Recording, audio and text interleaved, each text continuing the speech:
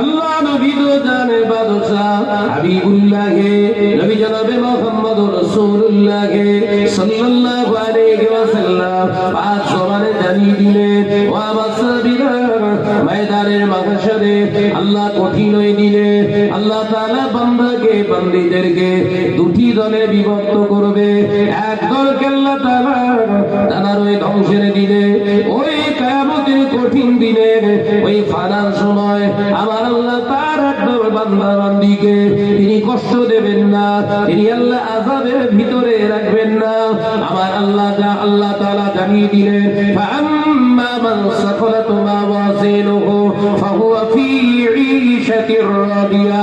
আমার আল্লাহ পাক আল্লাহ তাআলা ওই মহাময়দানে তাআলার একদল বান্দা বান্দীকে তাআলা রহমতের কোলে জায়গা করে